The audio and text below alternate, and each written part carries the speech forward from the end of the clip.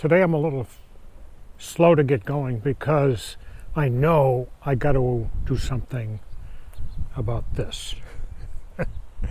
The rye is as high as me, looking really healthy. I mean, I think this is called the boot stage, when the rye boots. I think that maybe we're a little beyond the boot stage, but I'm a city slicker and I don't really know the correct terminology. All I know is I got to get rid of it. I got to start to I got to take care of it. I'm going to have to attack this today with a weed whacker, and I know today's the day. Or I guess I could put some Roundup on it, but I would prefer to do it mechanically. See, the center section is looking like it is dying nicely. Still some areas of green. I'll hit those with a tiller when I do the final amendment to that patch, which will be the amendment that I really would like to have in place 1 week before the plant needs it. And if we look at that plant, 3, 6, 9, it's about 9 or 10 feet away, and that's about 18 or 20 days. So I think we got another couple of weeks to wait before I get this final till here, which would be nitrogen and magnesium and manganese and potassium and boron. Those are the things that I withheld from the previous tilling and amendment. This plant, 2639, loving it. It has hit the ground. I don't really like the twist in that vine, but I'm not going to mess with it. I stabilized it today with a couple of stakes because I wanted to sort of make sure it goes in the right direction. And if I'm responsible for that twist, shame on me.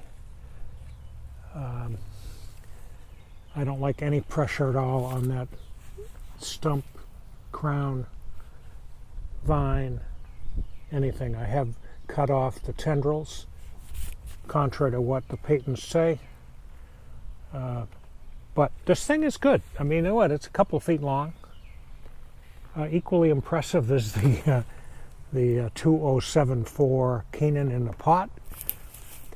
And actually, this 2020 patent right there, which started off slow, is really starting to pick up speed. And that's that's a seed that could be something based on what those guys say. Moving to the Sperry 2465. Great plant, great plant. This thing is nice, is moving along nicely in a direction of its own choosing. I try to convince it to go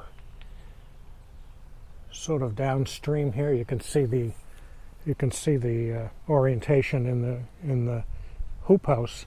It tends to be very sensitive to the morning light, as you can see right there. Actually, the morning light is right behind me, so the plant, no matter what I do with stakes, as you can see, it twists really very predictably right to the morning light.